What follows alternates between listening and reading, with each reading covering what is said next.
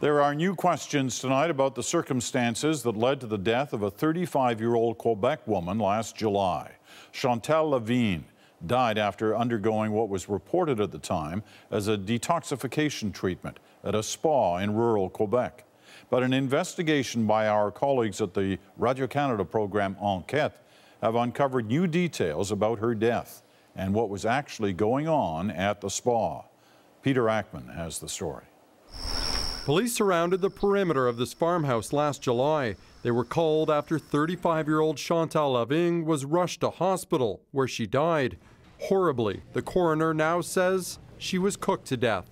Dr. Gilles Sainton says her temperature after she was taken out of the blankets was 40.5 degrees Celsius.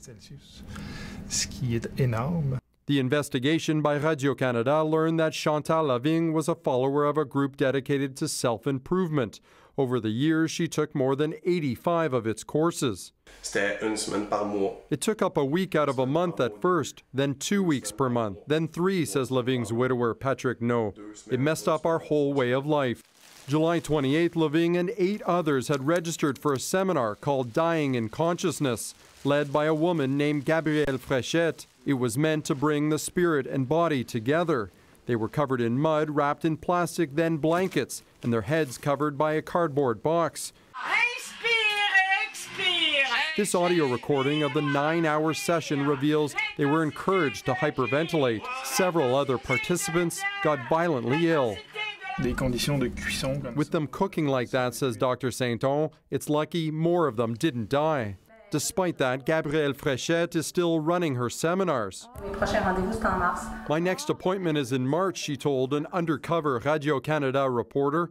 January and February are full. Fréchette admits no liability for the death and says she did her duty that day by calling 911.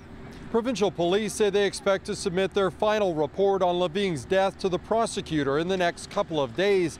After that, it'll be up to them to decide whether or not charges will be laid. Peter Ackman, CBC News, Montreal.